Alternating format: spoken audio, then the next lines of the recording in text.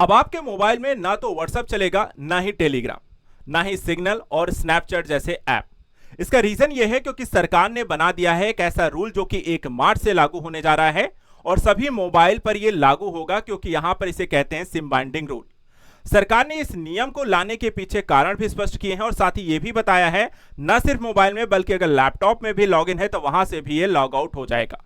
तो चलिए आपको समझाते हैं आखिर ये नया नियम क्या है, 1 मार्च से जो लागू होने जा रहा है, इसके पीछे सरकार ने रीजन क्या बताए हैं और साथ ही साथ सरकार अगर आपका मोबाइल या ऐप जो होता है यहां पर काम करना बंद कर देता है बिना सिम के, तो ऐसी स्थिति में इन ऐप को दोबारा आप एक्टिवेट कैसे कर सकते हैं, उसके लिए यहां पे क्या प्रावधान, उसको भी डिटेल से इस वीडियो को पूरा जरूर देखिए, क्योंकि यहां पे हम सारी चीजों को एक एक करके डिटेल से बताते हैं। और आप भी अगर ऐसा करते हैं कि बिना सिम के इन ऐप को यूज कर रहे हैं तो इस वीडियो को पूरा जरूर देखिए।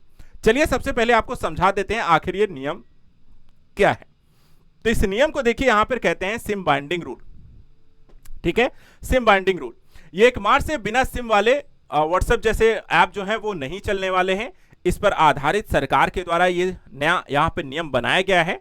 सबसे पहले नियम क्या है वो आपको समझा दें। ये नियम है दूरसंचार विभाग के द्वारा नवंबर के आखिर में 28 नवंबर के आसपास व्हाट्सएप, टेलीग्राम, सिग्नल और स्नैपचैट जैसे इंस्टेंट मैसेजिंग ऐप के लिए सिम बाइंडिंग रूल लागू करने का एक निर्देश दिया।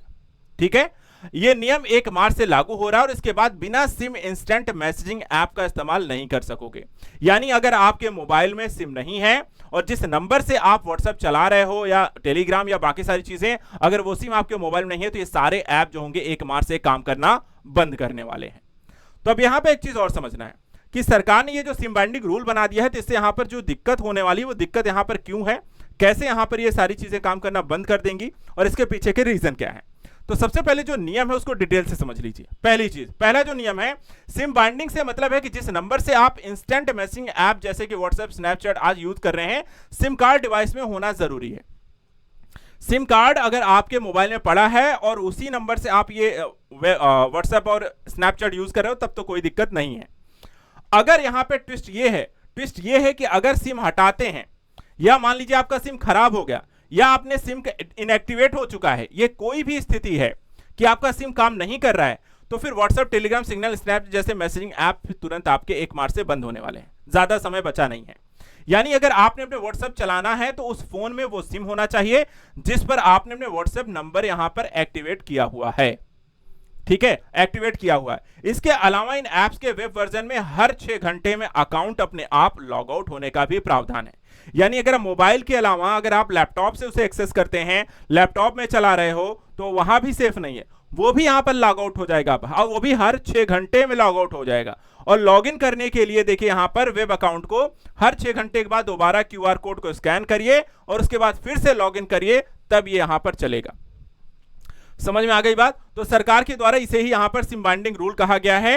अब यहां पे देखिए आम लोगों के ऊपर या हम सब पर इसका असर क्या पड़ने वाला है, तो घबराने की जरूरत यहां पे देखिए किसको होनी है। सबसे पहली चीज ध्यान दीजिएगा, अगर सिम एक्टिव है तो चिंता करने की जरूरत नहीं है। सबसे जरूरी बात है आपका सिम आपके मोबाइल में पड़ा हुआ है, एक्टिव है।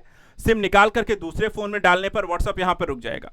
समस्या यह है कि आप ये सोच रहे हैं कि मैं इस मोबाइल पे चला रहा हूं, सिम मैं दूसरे पे डाल लेता हूं, इस पर यहां पर व्हाट्सएप चलाऊंगा, दूसरे पे यहां पर मैं कॉल ले लूंगा, तो ऐसा नहीं है। जैसे ही आपने यहां पर अपना सिम निकाल करके दूसरे फोन में डाला है तो इसका यहां पर जो व्हाट्सएप है वो काम करना बंद कर देगा।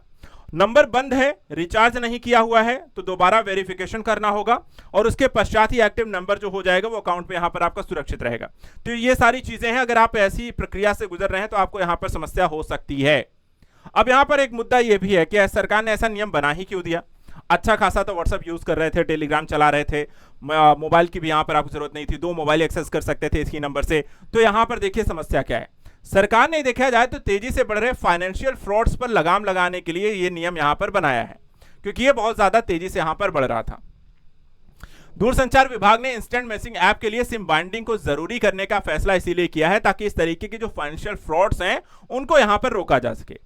सिम बाइंडिंग होने से हैकर सिम स्वैप करके इंस्टेंट मैसेजिंग ऐप का एक्सेस लेने से महरूम रहेंगे और फ्रॉड की घटनाओं पर यहां पे लगाम लगाया जा सकेगा। यानी सिम को स्वैप करके दूसरे यहां पर मोबाइल पे एक्सेस करके आपके उसके साथ फाइनेंशियल जो फ्रॉड होने की जो घटनाएं लगातार भारत में बढ़ रही हैं वैसा नहीं हो सकेगा।